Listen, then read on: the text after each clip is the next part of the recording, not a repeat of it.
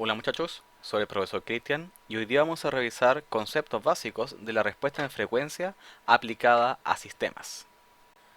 En lo que respecta a respuesta en frecuencia, esto se refiere a que el sistema está siendo sometido a una entrada con características sinusoidales, como la que se muestra aquí en la curva, en donde esta señal sinusoidal va a tener una amplitud, A sub m, en donde esta señal va a estar oscilando entre una amplitud positiva y una amplitud negativa. Según las características de la señal sinusoidal, esta ondulación completa un ciclo dentro de un intervalo de tiempo, en el cual se va a llamar periodo, que va a estar medido directamente en segundos. Estas características las podemos concentrar en una función sinusoidal, donde aquí va a tener una amplitud, además de una frecuencia que va a ser llamada frecuencia o velocidad angular, y finalmente la fase o el desfase que va a tener esta señal con respecto a alguna referencia u otro fenómeno de inercia que la esté afectando. La frecuencia angular omega, que acompaña al tiempo, está dada por 2 por pi por f, frecuencia, en donde su unidad de medida sería radianes por segundo. Dentro de esto, podemos destacar que la frecuencia es el inverso del periodo. Entonces aquí vamos a destacar dónde estaba el periodo. Y en función de esto, podemos decir que la frecuencia sería la cantidad de ciclos que están contenidos en un segundo. O, mejor dicho, como hertz. Con esto, antes de comenzar vamos a hacer un recordatorio de números complejos. Si ustedes se fijan, aquí tenemos un vector z en un plano complejo, en donde su parte real estaría dado por x y su parte imaginaria estaría dado por y más j, que sería ahí su número imaginario. En este sentido, podemos representar z, el vector, como x más ji, en donde esta representación sería la forma rectangular para poder presentar este vector. La idea con esto es que podamos considerar la forma de Euler, voy a anotar Euler, que está dada por r, una magnitud, e elevado a la más menos j, una fase, de la presentación o representación de este número o expresión presentada en forma polar, en donde r, coseno del ángulo θ, estaría dado por la parte real de este vector, que sería dado por x. Y para la parte imaginaria, r seno de θ estaría dado por i. Con esto, tenemos que z podría ser presentado de la siguiente manera: por una magnitud o un largo del vector, e a la j, el ángulo de este vector, magnitud y dirección, por la representación de Euler. O bien, una forma más compacta, como la magnitud y el ángulo de este vector, en donde esta primera forma sería la forma de exponencial compleja o la representación de Euler. Magnitud e a la j, un desfase. Y la otra representación sería la forma polar, magnitud y fase. Con respecto a la magnitud, tenemos que sería sacar un Pitágoras, que sería parte real al cuadrado más parte imaginaria al cuadrado. Todo eso en raíz cuadrada para conformar la magnitud. Y la fase estaría dado por arco tangente de la parte imaginaria y dividido la parte real x. Entonces aquí obtenemos su fase. Ahora vamos a ver un poco la representación de las señales sinusoidales, Tenemos entonces que, por ejemplo, U, una señal de entrada, con una amplitud A, coseno de omega t más un desfase, aquí lo voy a colocar en su índice A,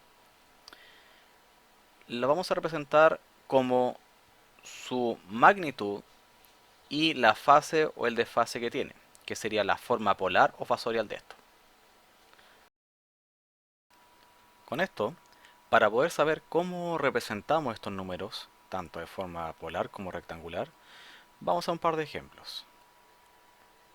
Tenemos entonces z es igual a 3 más 4j, que la vamos a transformar en forma polar.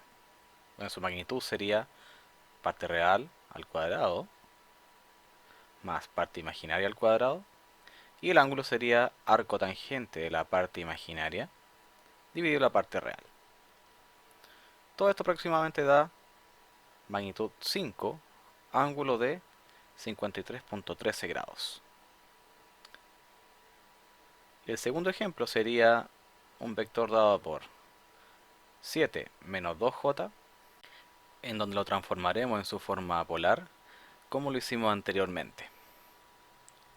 Entonces sería su magnitud, parte real al cuadrado, más parte imaginaria al cuadrado, y como la parte imaginaria está negativa, sería menos arco tangente de parte imaginaria dividido la parte real. Su magnitud sería 7.28 y su ángulo quedaría como, vamos a ver, 15.94 grados. Con esto, para poder saber cómo se operan los sistemas en el dominio de la frecuencia, vamos a ver cómo es la transformada de Laplace. Si tenemos algo en el dominio del tiempo y es muy difícil resolverlo, nos cambiamos de dominio al dominio de Laplace.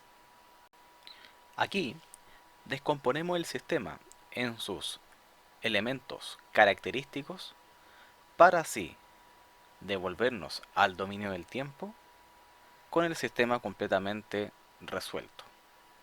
Entonces aquí nos pasamos con la transformada inversa de Laplace al dominio del tiempo.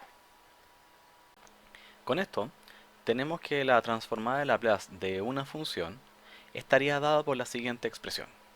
Entonces sería f de s de la integral de esta función, que la vamos a definir el dominio del tiempo, por e a la menos s por t en dt, donde s, la variable de Laplace, es un número complejo, dado por sigma parte real, y j omega, número complejo, donde omega sería la frecuencia angular. Desde el punto de vista de sistemas, para poder saber la respuesta de un sistema, esta sería aplicada de la siguiente manera. La respuesta sería igual a la entrada relacionada por medio de la convolución con respecto al comportamiento natural del sistema. Al aplicar la transformada de Laplace, esta convolución se aplicaría como la respuesta igual al producto entre la entrada, el comportamiento natural del sistema, o mejor conocido como la función de transferencia, que relaciona directamente la salida versus la entrada. Entonces aquí le vamos a colocar función de transferencia.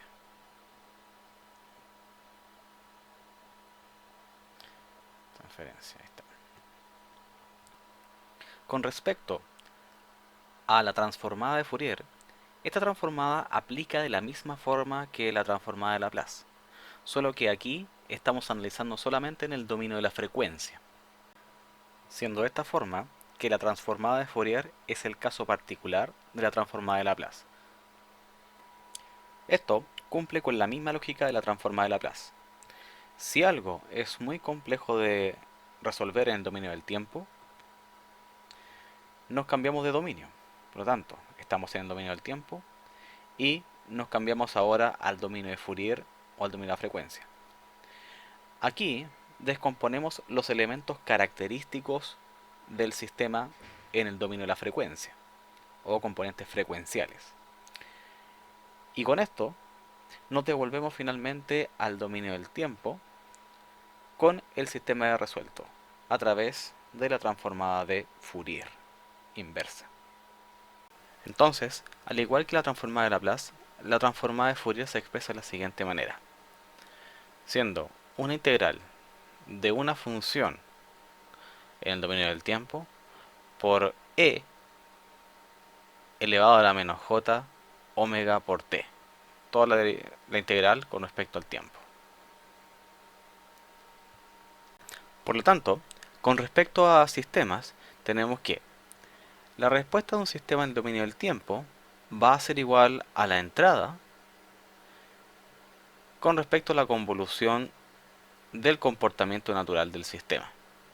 Si aplicamos ahora la transformada de Fourier, aplica de la misma forma que la transformada de Laplace, en donde estos términos quedan multiplicándose, pero en vez de la variable Laplace dependen de omega, que sería una variable en el dominio de la frecuencia.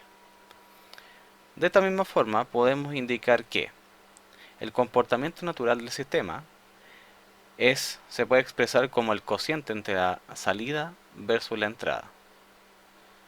O mejor dicho, la función de transferencia expresada en el dominio de la frecuencia. Entonces aquí escribimos función de transferencia.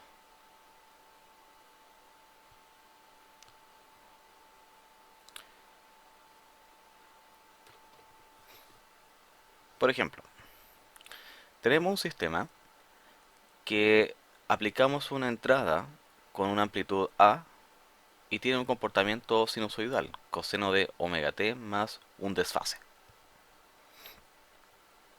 Como lo dije al principio, esta señal la voy a expresar de la forma polar, que sería A con un ángulo o un desfase de phi sub A. Entonces, si manejo esta misma idea que había comentado al principio, expresando en el dominio de la frecuencia la función de transferencia, quedaría la función de transferencia expresada en términos frecuenciales, por lo que este número complejo lo podríamos expresar como en términos de magnitud de la función de transferencia y en términos de la fase de la función de transferencia. En este sentido, consideramos que el sistema sigue el principio de acción y reacción, por lo que a entradas sinusoidales la respuesta también debería ser sinusoidal. Y en términos frecuenciales, la magnitud y la fase se propaga, por lo que tenemos lo siguiente. La respuesta, recordemos que va a ser igual a la función de transferencia multiplicada por la entrada, pero en términos frecuenciales o de Fourier. Entonces aquí colocamos la magnitud y fase de la función de transferencia y la magnitud y fase de la entrada. Dos números polares. Si dos números polares se multiplican, magnitudes se multiplican y fases se suman. Teniendo entonces que la magnitud de la entrada por la magnitud del sistema y en el ángulo sería la fase de la entrada más la fase del sistema. Si lo vemos entonces en términos del tiempo, regresamos al dominio del tiempo, sería A por B coseno de omega t más el desfase de la entrada más el desfase del sistema. A entradas sinusoidales, respuesta sinusoidal.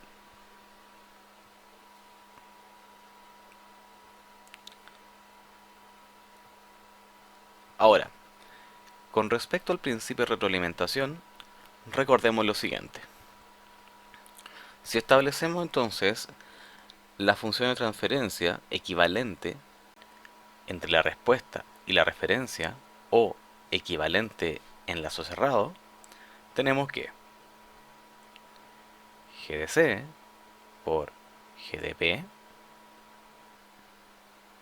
está dividido por 1 más h de s g de c por g de p, donde este denominador, que aquí lo voy a destacar, esa parte importante, HDS, GDC y GDP, sería la función de transferencia del lazo.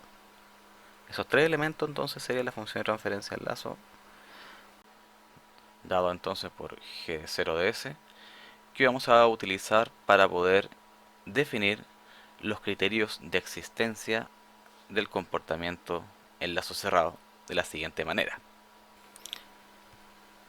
Considerando entonces la ecuación característica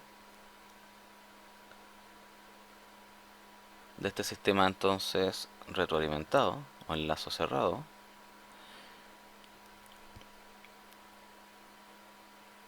esta función de transferencia del lazo cumple el siguiente rol. Tenemos entonces que aquí voy a escribir la ecuación característica del lazo cerrado, ahí le igualo a 0, y el 1 que está ahí lo paso restando. Y establecemos los siguientes criterios, como digo, de existencia, y aquí lo voy a anotar, de un comportamiento en lazo cerrado.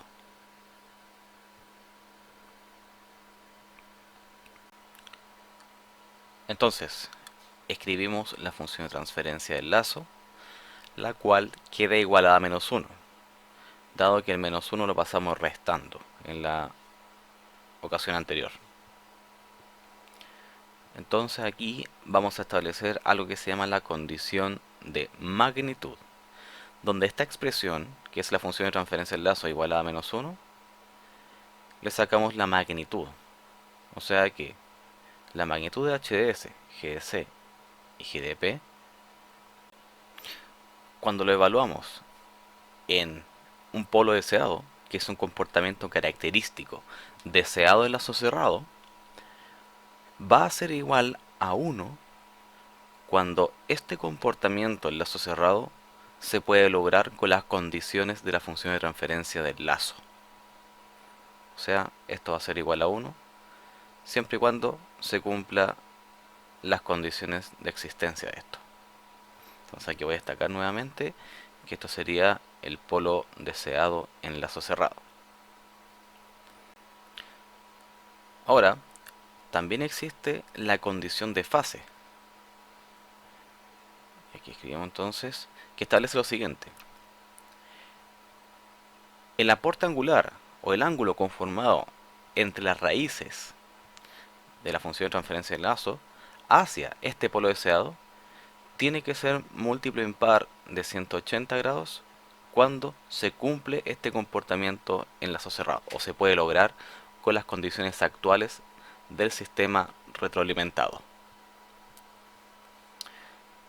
Basándonos en estas condiciones, establecemos cómo sería la estabilidad ahora en el dominio de la frecuencia, las cuales están basadas tanto en la condición de magnitud como de fase del sistema.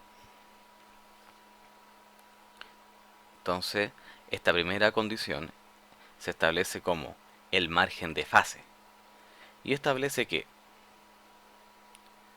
si evaluamos el sistema o lo acotamos al dominio de la frecuencia, estando en Laplace, decimos que tenemos que encontrar una frecuencia de cruce de ganancia para cuando la función de transferencia del lazo, evaluada en términos frecuenciales, o sea, h de omega cg, gdc omega cg y gdp de omega cg, su magnitud sea igual a 1. Condición de magnitud. Lo que significa que la función de transferencia evaluada en términos frecuenciales, específicamente su magnitud, la igualamos a 1 y despejamos la frecuencia de cruce de ganancia. Con esto lo evaluamos en la fase de esta función de transferencia del lazo en h de omega sub g, gdc omega cg y gdp omega cg, obteniendo el desfase del sistema para esta frecuencia. Finalmente, se obtiene lo que se llama el margen de fase, donde sería 180 grados más el desfase del sistema en esa frecuencia. Por último, existe también el margen de ganancia. Entonces aquí notamos margen de ganancia, donde, evaluado el sistema del dominio de la frecuencia, tenemos que encontrar una frecuencia de cruce de fase para cuando la fase de la función de transferencia del lazo, que sería parte del sistema retroalimentado, o sea que notamos los términos, sea igual a menos 180 grados, condición de fase. Con esto encontramos una frecuencia de cruce de fase, la cual la evaluamos ahora en la magnitud de esta función de transferencia del lazo. Entonces aquí colocamos los términos que corresponden.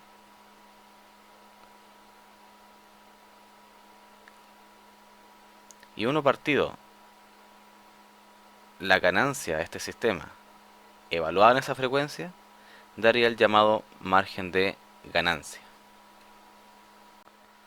Finalmente, tenemos que la estabilidad del sistema en lazo cerrado, basándonos tanto en la condición de magnitud y fase y aplicado como margen de fase y ganancia, se tiene que, si el margen de fase es mayor que 0 y además el margen de ganancia es mayor que 1, el sistema va a ser estable en el lazo cerrado.